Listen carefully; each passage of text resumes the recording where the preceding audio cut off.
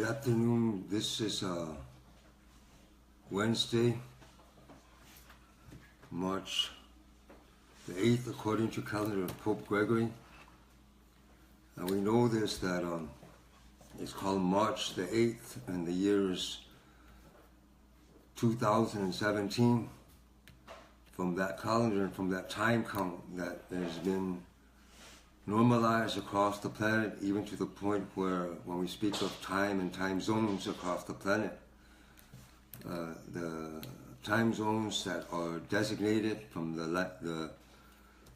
line at Greenwich Village and transverse the globe to create a date line on the other side of the ocean, the Pacific Ocean is called.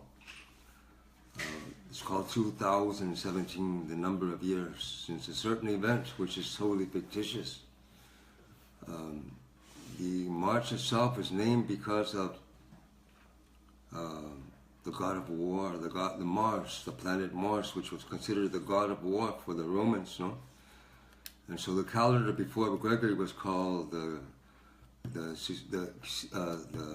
calendar of Caesar, no? The Roman calendar of Caesar. But before Caesar, the Roman calendar itself only had 10 months.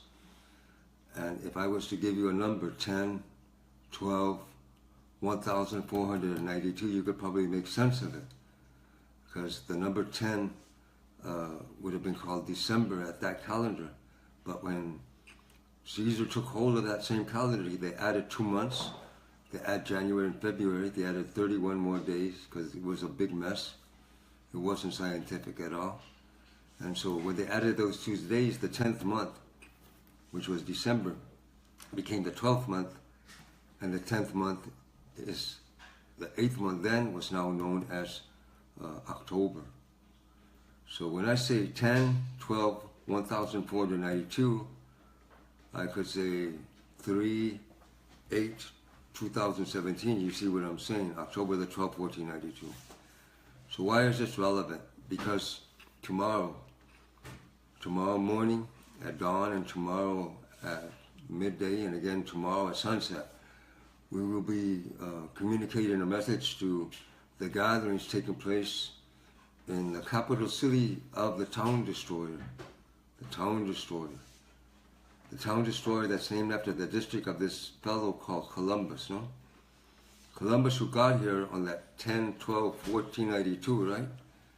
And based on that erroneous conceptions of linear time, where time is one thing and space is another thing completely, totally fictitious reality, false reality. But based on that historical narrative, we have a situation that has played out viciously, criminally, throughout 524, it'll be 525 years now in 2017 since that 10/12/1492 date, which we could also refer to as the imposition of the doctrine of discovery as a pogrom of genocide and colonization upon the indigenous nations of this continent. Not no District of Columbia continent. We have our own name, the Great Turtle Island of Abiyala, on our continent since that time. So many of us, all of us, in one way or another, are engaged in realizing our being as humanity. And we know that the violations of that humanity, the violation of our right to be human with each other, is the most fundamental violation of law that is on the planet and has been, because creators gave us that responsibility and that right to live accordingly, to be human with each other. Therefore, when those relatives got here from that part of the world under the chartered commission of Christopher Columbus, through the King of Castile in Spain, from the King and Queen of the kings and Queen, the King of all the kings, the Pope Alexander VI in 1493, these things all lined up to what we saw there on the ground as we overlooked the Cannonball River, where it has the confluence with the Missouri River and the Lake Oahe, and we could see the drill pad of the Dakota Access Pipeline on the other side. To the point where we are sending this message. This is just an introduction to the message because it's International Women's Day being celebrated. And so we have called upon that to bring forward once again the Cannonball River, the Missouri River, The Guadalquivir River, which Berta Cáceres gave her life a year ago to defend that river. There's not no 7 seas that all of these rivers are flowing into, that are emerging from. The seas of emergence that produce this message are communicating now to tell all of our nations who are heading in that direction. We ourselves sent a delegation on a bus from the parking lot of the Nahuacali, which operates as Embassy of Indigenous Peoples of the Confederacy of the Eagle and the Condor of Aviala. They left last night towards that direction, towards the capital city of the town destroyer, known as the District of Christopher Columbus. He was lost, but perhaps there's something to be found, because we saw it in their eyes, we felt it in their presence, in their prayers, we saw the desperation of the children of those America, those children who were looking for their place in this world, who were trying to escape the parameters of the doctrine of discovery as it has been instituted and used to deform their very own humanity as European American constituency on this continent. And so tomorrow night at the National Cathedral in Washington, D.C., which the first stones of that cathedral were put in place by the town destroyer under his edicts. I'm referring to George Washington, if you didn't know. He's known as town destroyer among our nations in that part of the world for his acts of war and atrocity that he committed upon our nations in Confederacy of the peace of the Haudenosaunee and others. When the cathedral was lifted up, perhaps there was a conception of righteousness that accompanied it. Perhaps it's the same conception of righteousness that sent the Queen of England to give to Columbus a mandate to enslave, to annihilate, and to make the original nations of this continent subjects of her crown. And we again repeat the knowledge that we know that her crown was a set of crowns, one of them in England as well, Portugal, France. That whole set of the deck of cards, you could call it, no? The Game of Thrones, that they do it. The crown of the crown, the King of Kings, the Vatican itself.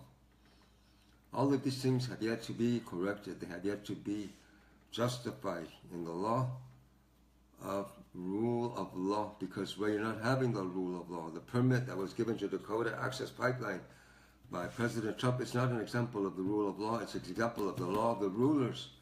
They thought they had divine right to rule the kings over the constituents of Europe, and then they deported them in this direction. Some of them ended up in Australia in the penal colonies, but the ones that got here, they had a charter from that king, that queen. 13 of them got together and kicked her butt. They kicked her mom in the butt and formed this confederacy of colonies that became nations, and then they were given plenary power over their own constituencies by our nations to be responsible for their actions, to be accountable for their actions, and to live up to the great law of peace, which simply is so simple that we have the right to be human with each other. We're sending a message that will be proclaimed tomorrow 3 times at dawn, at midday, and at sunset. Dawn of the time zone of the East Coast in Washington, midday from our time zone here in the mountain area, and then at sunset once again when it travels to the other side where it is known as the Kingdom of Hawaii. From those 3 time zones, the proclamation will be made, the declaration will be made, and the request is made for the people that are convening at the National Prayer Service in the National Cathedral of the United States of America in Washington, D.C. on the eve of the March of Native Nations that's taking place on the 10th. The consideration is given, the thought is shared, the sentiment is also shared in the same passion, respectfully, and also in urgency. Because although we've lost Berta Cáceres, and although the drilling at the pipeline, the Dakota Access Pipeline, is still going on and perhaps has already been accomplished, we know that the oil is already in the pipeline. All of these things we know. We also know that Fukushima is also constantly spewing, because if water is life, what is Fukushima?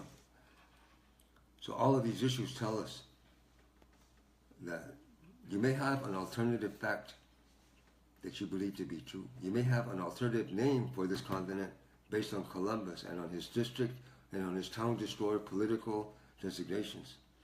But because you have an alternative fact, an alternative name and designation, that doesn't make it true. And if it is a violation of the law of respect of our dignity as human beings, not more nor less than each other, then we have to question that. And this is the question that we have. The time has come to go beyond simply repudiating the doctrine of discovery. That's been done. The United Nations itself has done that. The time has come to go beyond simply dismantling the doctrine of discovery. That also has been done. There is no valid, logical, or ethical philosophy in the world today that can proclaim that the divine right of kings is still valid, or relevant, or ethical, or legal in any part of the world.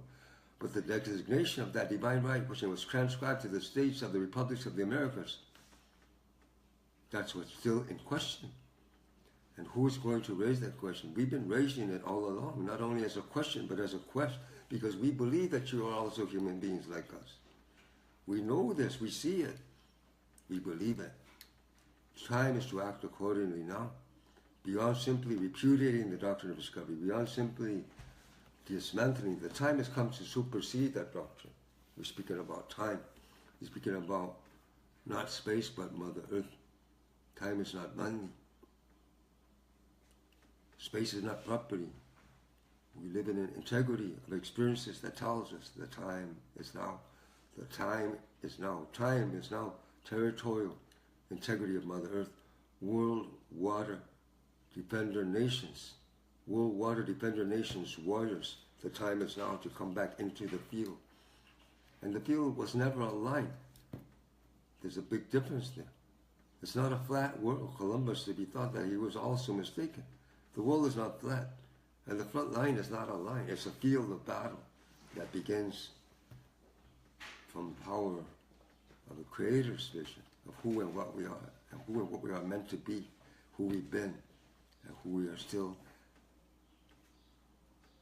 intended to be as beings of this planet, relatives to each other, and with all natural beings as well.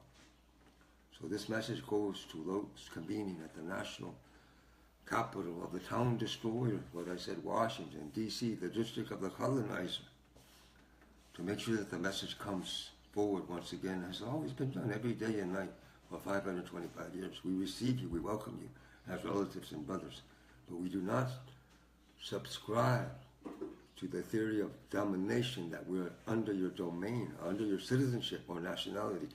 That flag is not our flag with the 50 stars and 13 stripes. That's not our flag. I mean, if we have a treaty argument, we can't raise that flag and make the treaty argument at the same time. That's 50,000 morons trying to get on a single ox cart. For 50 states, you could also say, to reduce it in terms of fractions. But we're not a fraction of humanity. We are a spirit of humanity. We're the regional ecology of humanity. And with this voice, and with that purpose, we send this message to our folks moving in that direction to the east, to greet the sun, on the shores of the continent of Abiyala, the great turtle island, and put the prayers down once again and take place on the field of battle, the quantum field of battle, the quantum elemental conceptions and perceptions of what it is to be a human being beyond the colonizing and constipating constraints of colonization. And let's say that we could discover, we have discovered, we could recover it, what should be our real relationship as fellow creatures, human beings of this Mother Earth planet. So this message is going to be sent now. 3 messages will follow. This is the introduction. And in the spirit of Berta Cáceres, we have sending this message on this day of the 3rd day of our Nemontemi. There's 5 days that connected years for us in the Tolalamat of the Aztecas.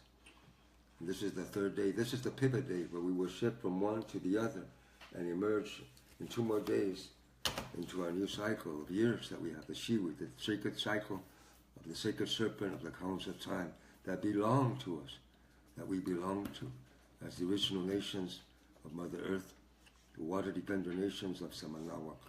Ayo.